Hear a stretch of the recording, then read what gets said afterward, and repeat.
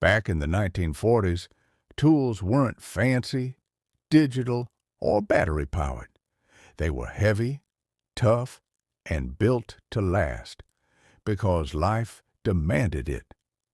These weren't just tools, they were lifelines for farmers, factory workers, soldiers, and families trying to get by during and after the war. Take the brace and bit hand drill, no electricity needed, just pure elbow grease. You clamped the wood, cranked that U-shaped handle, and slowly drilled your hole. Today, cordless drills do the job in seconds, but in the 40s, every carpenter's arm had the strength of steel from using one of these. Then there was the coal scuttle and shovel. Before modern heating, folks shoveled coal into the furnace every morning. Dust on your clothes, ash in the air, but that glowing heat kept the house warm all winter. Ask anyone who grew up with it. The crackle of coal was its own kind of comfort. The crosscut saw was another staple. 2 men, 1 saw, slicing through massive logs. It wasn't just a job, it was teamwork. Today, a chainsaw makes it easy, but back then, felling a tree was an all-day project with sweat pouring down your back. And then the icebox tongs, a strange-looking tool by today's standards. Before fridges, giant blocks of ice were delivered to your door, and the delivery man used these long iron tongs to haul them into your kitchen. Imagine a kid today watching that happen. They'd think it was magic. When the war was over, America rebuilt with the same tools that carried them through tough times. The hand-crank meat grinder sat on the kitchen counter. Families clamped it to the table, stuffed in scraps, and cranked out ground beef for meatloaf and sausages. Today, you just grab a package at the store. The butter churn was a household classic. Pour in cream, pump the handle up and down, and eventually, golden butter formed. Kids dreaded it, moms loved it, and now it's only seen in museums. On farms, the scythe swung through tall grass. Long wooden handle, curved steel blade. It was as poetic as it was deadly efficient. Before tractors, this was mowing. The hand auger helped farmers dig post holes. Just a T-shaped handle and a spiral bit. You twisted down into the earth, blistering your palms, but it built every fence that kept cattle in place. And the washboard, every 1940s laundry room had one. A bar of soap, a bucket of water, and hands raw from scrubbing clothes against ridged metal. Before washing machines, laundry day was an all-day workout. Life in the 40s meant doing more with less, and the tools showed it. The flat iron wasn't electric. It was cast iron. You heated it on the stove, grabbed the scorching handle with a rag, and smoothed out shirts. Too slow for today's world, but it got the job done. The egg beater was a hand-cranked whisk. No cords, no outlets. Just spin the handle, and the gears whipped eggs into froth. A kitchen symphony of clacking metal. The oil can with a spout was every mechanic's tool. A squeeze here, a drip there, and machines kept running. Today, we replace. Back then, you repaired. The leather punch was a small but mighty gadget. Belts, saddles, and boots all needed holes, and this tool gave leather workers precision. And then there was the manual tire pump.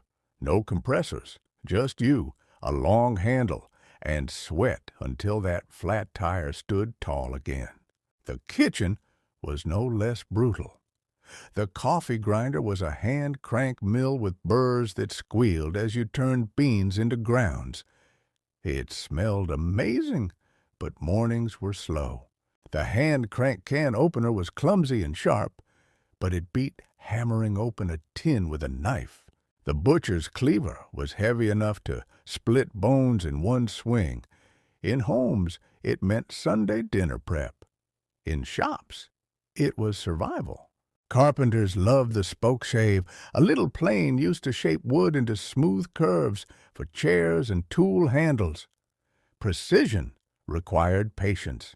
And the rivet gun, heavy and loud, built ships, planes, and factories.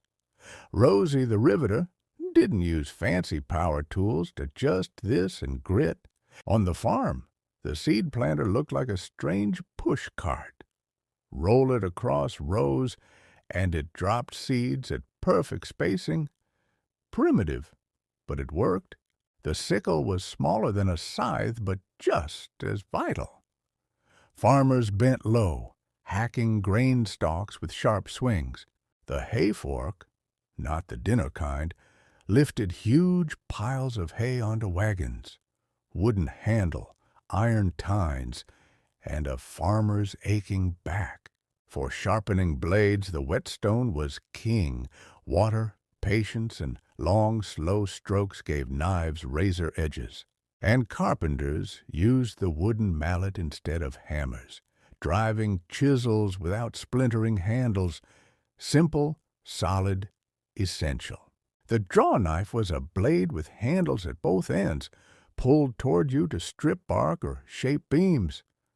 Dangerous if careless, but it gave wood a clean finish. The coal iron came before electric irons. You filled its belly with hot coals, closed the lid, and pressed close while smoke curled out. Imagine ironing with fire inside the tool. The hand plane smoothed rough boards.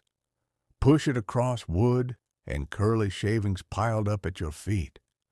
Carpenters loved the smell of fresh-cut pine. The rope-making tool twisted fibers into strong cords. Farmers made their own rope for barns, fences, and wagons. And the apple peeler was a hand-crank device that stripped skins clean in one twist. Pies began with this noisy little gadget. In the workshop, the bench vise was king. Heavy, bolted to the table, it held wood or metal steady while you worked.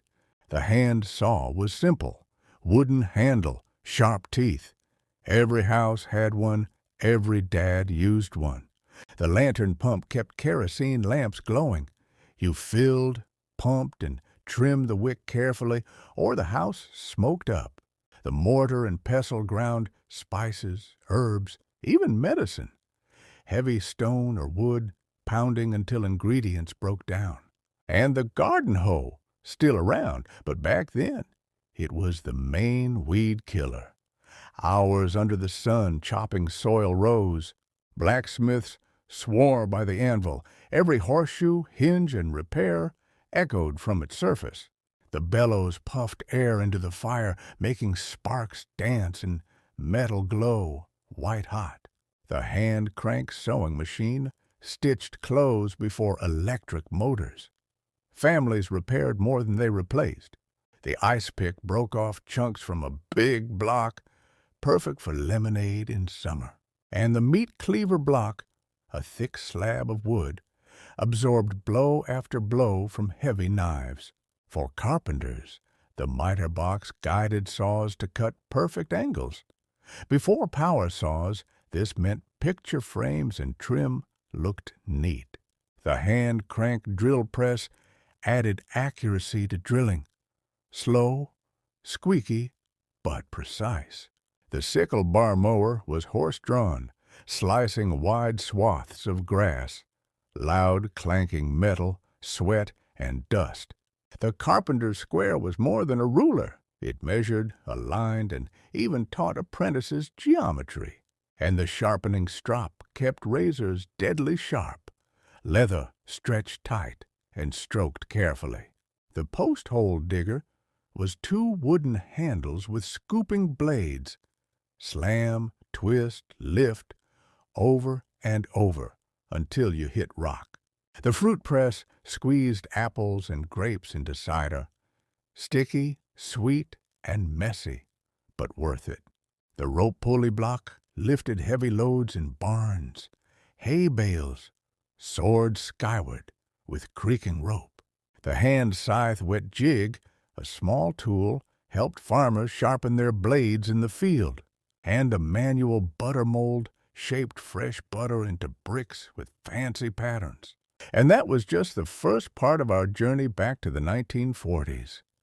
So many tools shaped the way our parents and grandparents lived. Tell me in the comments, which of these tools did you or your family actually use? I'd love to hear your story. And if you'd like me to bring you part 2, just let me know. I'll be sure to upload it very soon. Until then, don't forget to subscribe and share this video with your friends so they can relive these memories too. Stay happy, spread joy, and keep those old memories alive, because remembering the past is another way of keeping it with us.